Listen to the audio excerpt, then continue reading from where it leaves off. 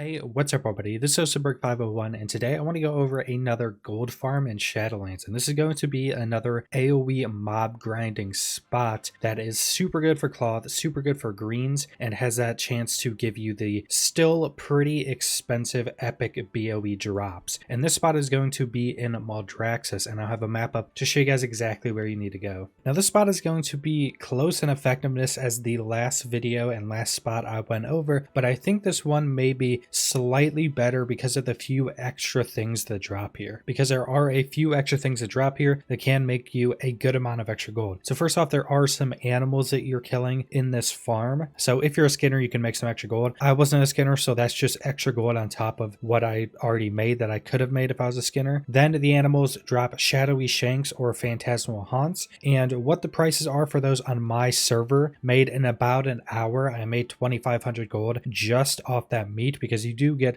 quite a bit of that. And then something else that drops here that I haven't seen drop in any other zone in Shadowlands right now are lockboxes. And I did end up getting 10 lockboxes in the hour I was there. And after opening all those lockboxes, you either get a green or another lockbox out of every one of those. So that's just some extra greens. And I ended up getting around 500 gold from opening all those. I'm not sure if those can drop epics, because usually lockboxes should have a extremely low chance to drop epic BOEs, so that could just possibly be another very small increase to the chance of getting some of these epics. Now past that additional stuff that drops, I got pretty similar results to my most recent farm video that's in Ardenweald. So I got around 6,000 to 7,000 raw gold. I think I actually ended up getting slightly higher than 7,000 raw gold in this because of how good the group I was in. I ended up getting over 1,000 of the shrouded cloth and over 200 soaks, so slightly higher than my most recent farm video, but I think the group was slightly better and actually pretty good at pulling stuff, and then just dozens and dozens of greens. Something to note with this place is I did notice half or more than half of the green drops were pretty much all weapons. So if you're somebody that's just vendoring all the greens, you don't have an enchanter, or you just think you're going to make more gold just vendoring all the greens, this spot is going to be quite a bit better, since legitimately the 2 hours that I have farmed here so far, over 50% of the greens I get are always weapons. So you're going to make a good amount more gold from being here than in Ardenweald, which definitely wasn't dropping green